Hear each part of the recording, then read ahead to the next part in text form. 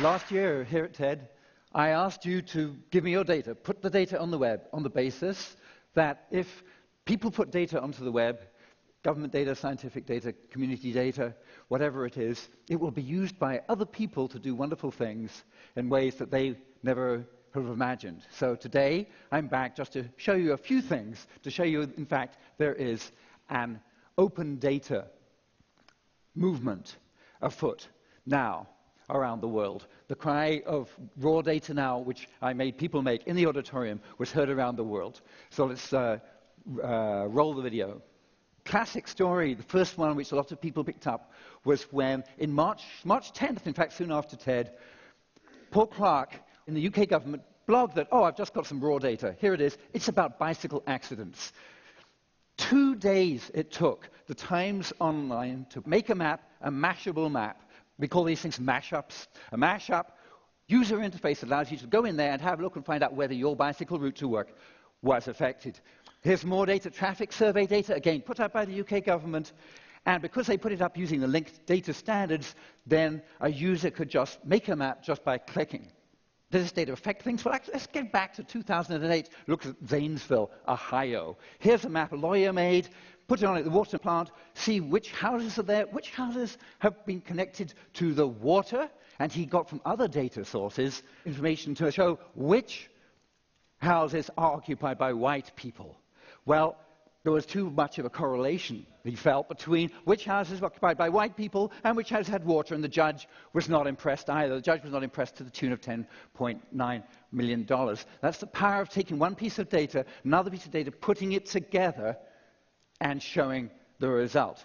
Let's look at some data from the UK now. This is UK government data, completely independent site. Where does my money go? Allows anybody to go there and burrow down. You can burrow down by a particular type of spending, or you can go through all the different regions and compare them. So that's happening in the UK. With UK government data, yes, certainly you can do it over here. Here's a site which allows you to look at the recovery spending in California and take an arbitrary example, Long Beach, California. You can go and have a look at what recovery money they've been spending on different things such as energy. In fact, this is the graph of the number of data sets in the repositories at data.gov and data.gov.uk, and I'm delighted to see a great competition between the UK in blue and the US in red. How can you use this stuff? Well, for example, if you have lots of data about places, you can take it from a postcode, which is like a zip +4. For a specific group of houses, you can make paper, print off a paper which has got very, very specific things about the bus stops, the things specifically near you. Larger scale, this is a mashup of the data which was released about the Afghan elections. It allows you to set your own criteria for what sort of things you want to look at. The red circles are polling stations selected by your criteria, and then you can select also other things on the map to see what other factors, like the threat level. So that was government data. I also talked about community-generated. In fact, I edited. This is the wiki map. This is the OpenStreetMap. Terrace Theatre I actually put on the map because it wasn't on the map before TED last year. I was not the only person editing the OpenStreetMap. Each flash on this visualization put together by ITO World shows an edit in 2009 made to the OpenStreetMap. Let's now spin the world during the same year. Every flash is an edit. Somebody somewhere looking at the OpenStreetMap and realizing it could be better. You can see Europe is ablaze with updates. Some places, perhaps not as much as they should be. Here, focusing in on Haiti. The map of Port-au-Prince at the end of 2009 was not all it could be.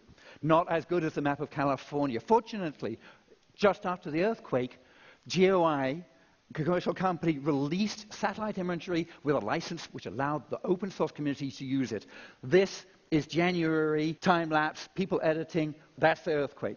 After the earthquake, immediately, people all over the world, mappers who wanted to help and could, looked at that imagery, built the map, quickly building up. We're focusing now on Port-au-Prince. The blue is refugee camps these volunteers have spotted from the air. So now we have immediately a real-time map showing where there are refugee camps. It rapidly became the best map to use if you're doing relief work in Port-au-Prince. Witness the fact it's here on this Garmin device being used by a rescue team in Haiti. There's the map showing on the left-hand side there that hospital. Actually, that's the hospital ship. This is a real-time map that shows blocked roads, damaged buildings, refugee camps. It shows things that are needed. So if you've been involved in that at all, I just wanted to say, whatever you've been doing, whether you've just been shouting raw data now, you've been putting government or scientific data online, I just wanted to take this opportunity to say thank you very much, and we have only just started.